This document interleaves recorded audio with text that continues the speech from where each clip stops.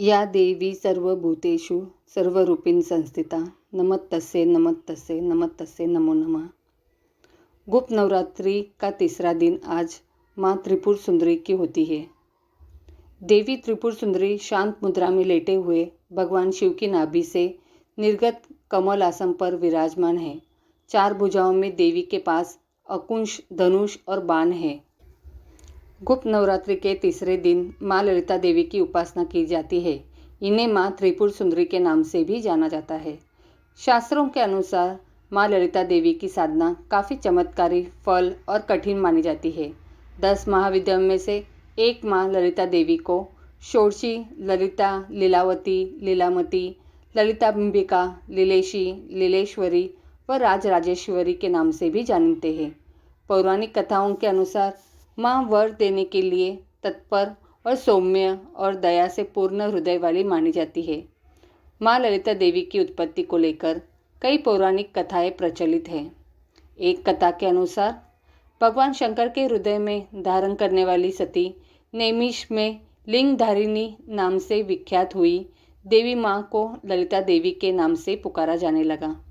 एक अन्य कथा के अनुसार देवी की उत्पत्ति उस वक्त हुई जब भगवान द्वारा छोड़े गए चक्र से पाताल समाप्त होने लगा। यह स्थिति देखकर ऋषि मुनि घबरा जाते हैं। पृथ्वीलोक में पानी भरने लगता है। तब सभी ऋषि मुनि माँ ललिता देवी की उपासना करते हैं। उनकी प्रार्थना से प्रसन्न होकर माँ ललिता देवी प्रकट होती है और इस विनाशकारी चक्र को रोक देती है। फिर सृष्टि को नवजीवन मिलता है। त्रिपुर सुंदरी माता की पूजा अर्चना, व्रत एवं साधना मनुष्य को शक्ति प्रदान करते हैं। त्रिपुर सुंदरी की साधना से समृद्धि की प्राप्ति होती है।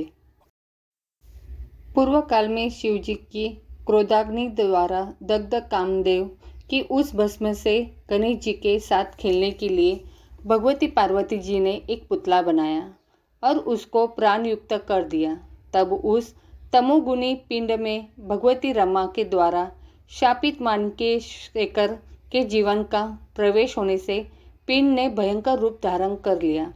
यही भंडासुर की उत्पत्ति का निमित्त बना।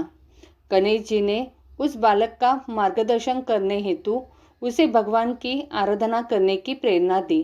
तो उस भंड नाम के असुर ने श्री शिव शंकर जी की उग्र तपस्या की और उनसे अभय वर प्राप्त कर त्रिलोकधिपत्य करते हुए देवताओं के हवि भार का भी स्वयं भोग करना आरंभ किया। दुष्ट भंडासुर जब इंद्राणी का हरण करने की सोचने लगा तो इंद्राणी उस असुर के डर से गौरी के निकट आश्रयार्थ गई। इधर भंड ने विशुक्र को पृथ्वी का और विषण को पाताल का आधिपत्य दिया। उस दुष्ट ने स्वयं इंद्रासन पर आरूढ़ होकर इंद्रादि देवताओं को अपनी पालकी ढोने पर नियुक्त किया। दैत्य गुरु शुक्राचार्य जी ने दयावश होकर इंद्रादि को इस दुर्गति से मुक्त किया। असुरों की मूल राजधानी शोणितपुर को ही मयासुर के द्वारा स्वर्ग से भी सुंदर बनवाकर उसका नया नाम शून्यपुर रखकर वहीं पर भंड दैत्य राज्य करने लगा। स्वर्ग को उसने नष्ट कर डाला। दिक्पालों के स्थान में अपने बनाए हुए दैत्यों को ही उसने बैठाया। इस प्रकार 105 ब्रह्मांड पर उसने आक्रमण किया और उनको अपने अधिकार में कर लिया। अनंतर भंड दैत्य ने फिर घोर तपस्या कर शिवजी से अमरत्व का वरदान पाया। इंद्राणी ने गौरी का आश्रय पाया। यह सुनकर दुष्ट भंडासुर दैत्य सेना के साथ कैलाश गया और गणेश जी की भर्त्सना कर उनसे इंद्राणी को अपने लिए मांगने लगा। भंडासुर की ऐसी दुष्टता देखकर गणेश जी क्रुद्ध होकर प्रमादित गणों के साथ लेते हुए उससे युद्ध करने लगे। अपने पुत्र गणेश को युद्ध प्रवृत्त देखकर गणेश जी की सहायता करने के लिए भगवती गौरी अपनी कोटि कोटि शक्तियों के साथ युद्धस्थल में आकर दैत्यों से युद्ध करने लगी। इधर गणेश जी की गदा के प्रहार से मूर्छित होकर पुनः प्रकृतिस्थ होते ही भंडासुर ने उनको अड़ुकुशाघात से गिराया। माता गौरी यह देखकर बहुत क्रुद्ध हुई और हड़ाकार से भंडासुर को बांधकर जो ही मारने के लिए उद्यत हुई। तो ही ब्रह्मा जी ने गौरी को शंकर जी के दिए हुए अमरत्व वर प्रदान का स्मरण दिलाया। शिवजी के वरदान का मान रखने के लिए विवश होकर गौरी ने भंडासुर को छोड़ दिया। इस प्रकार भंड दैत्य से त्रस्त होकर इंद्रादि देवों ने देवगुरु बृहस्पति जी की आज्ञानुसार हिमाचल में त्रिपुरा देवी के उद्देश्य से तांत्रिक महायाग करना आरंभ किया। इसमें श्री सूक्त से हवन भी किया गया। अंतिम दिन याग समाप्त कर जब देवगण श्रीमाता की स्तुति कर रहे थे, इतने में ही ज्वाला के बीच में महाशब्द पूर्वक अत्यंत तेजस्विनी त्रिपुरांबा प्रादुर्भूत हुई। उस महाशब्द को सुनकर तथा उस लोकोत्तर प्रकाश पूज्य को देखकर देवगुरु बृहस्पति को छोड़कर बाकी सब देवतागण बधिर तथा अंध होते हुए मूर्छित हो गए।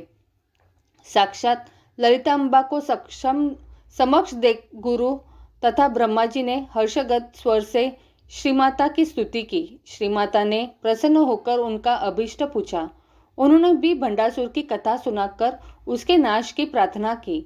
माता ने भी उस दुष्ट असुर को मारना स्वीकार किया और मूर्छित इंद्रादि देवों को अपनी अमृतमय कृपा दृष्टि से चैतन्य करते हुए अपने दर्शन की योग्यता का प्रदान करने के लिए उनको विशेष रूप से तपस्या करने की आवश्यकता बतलाई। देवता लोग भी माता की आज्ञा अनुसार तपस्या करने लगे। इधर भंडासुर ने देवों पर धावा बोल दिया।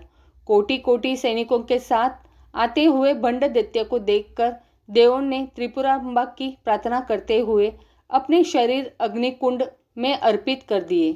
भगवती त्रिपुरांबा की आज्ञानुसार ज्वाला मारिनी शक्ति के देवगणों के आसमंतात एक ज्वाला मंडल प्रकट किया।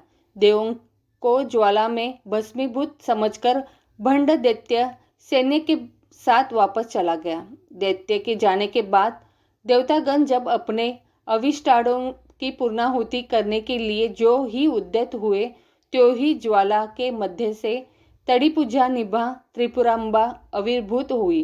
देव लोगों ने जय घोष पूर्वक पूजनादि द्वारा भगवती ललिता की स्तुति की। त्रिनेत्रा दिव्याभूषण भूषित लाल वस्त्र पहनी हुई माता ललिता ने ईख का धनुष, पुष्पों से मंडित बाण, पाश तथा अंकुश धारण किया। सृष्टि स्थिति संहार निग्रह अनुग्रह रूपी पंच कृत्य करने वाले देवों ब्रह्मा विष्णु रुद्र ईश्वर सदाशिव के अनुरोध से भगवती ने उन्हें अपना सिंहासन बनाया। समस्त देवताओं के अनुरोध से वे दो रूप में विभक्त होकर श्री कामेश्वर व श्री कामेश्वरी बन गई। भगवान कामेश्वर शिव का भी श्री कामेश्वरी शिवा भगवती ललिता जैसी ही चतुर्भुज रूप था। देवों को अपना दर्शन सुलभ हो इसलिए श्रीमाता ने विश्वकर्मा के द्वारा सुमेरु शिखर पर निर्मित श्रीनगर में सर्वदा निवास करना स्वीकार किया। भगवती ने श्री नारद जी द्वारा शून्य कपूर में भंडासुर के पास संदेश भिजवाया कि वह देवताओं को सताना छोड़ दे, लेकिन वह दुष्ट नहीं माना। उसके बाद श्रीमाता ललितांबा ने देवों की प्रार्थना के अनुसार श्री चक्रात्मक रथ पर आरूढ़ होकर भंड दैत्य को मारने के लिए प्रस्थान किया। महाभयानक युद्ध प्रारंभ हुआ। श्रीमाता के कुमार श्री महागणपति तथा कुमारी बालांबा ने भी युद्ध में बहुत पराक्रम दिखाया। श्रीमाता की मुख्य दो शक्तियों, एक मंत्रिनी दूसरी राजमातड़ीश्वरी दंडिनी वाराही और भगवती बाला त्रिपुर सुंदरी ने व अनेक शक्तियों ने अपने प्रबल पराक्रम के द्वारा दैत्य सैन्य में खलबली मचा दी। एक बार वह स्वयं ही हिरण्यकशिपु, रावण, कुंभकर्ण, शिशुपाल, दंतवक्र, कंस आदि असुरों के रूप में आया।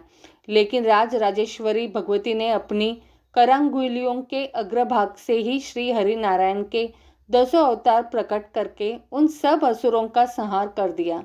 अंत में बड़ी कठिनता उपस्थित होने पर जब श्रीमाता ने महाकामेश्वरास्त्र चलाया तब सहपरिवार भंड दैत्य मारा गया, क्योंकि शिव वरदान के कारण अन्य किसी प्रचलित अस्त्र से उसकी मृत्यु नहीं हो सकती थी। देवों का भय दूर हुआ और वे पूर्ववत स्वर्ग में अपने अपने पदों पर अधिष्ठित हो गए। दैत्यों द्वारा आक्रमण 105 ब्रह्मांडों में भी पुनः चैन की वंशी बजने लगी। इस प्रकार संक्षेप में यहाँ ये कथा बतलाई गई है। विस्तृत विवरण के लिए विशेष जिज्ञासुओं को त्रिपुरा रहस्य ग्रंथ का महात्मा खंड देखना चाहिए। इनकी मंत्र उपासना योग्य गुरु से दीक्षा लेकर ही करें। तंत्र ग्रंथों से ललिता भगवती के प्रातः स्मरण, अष्टकवच, हृदय, खड़गमाला, शतनाम, शस्त्रनाम, मानस पूजन आदि बहुत से उत्तम स्तोत्र मिलते हैं, जिनके माध्यम से भगवती त्रिपुरा सुंदरी की स्तोत्रात्मक स्तुति उत्तम प्रकार से की जाती है। आद्य शंकराचार्य जी द्वारा रचित सौंदर्य लहरी नामक स्तोत्र तो 100 श्लोकों का ही है।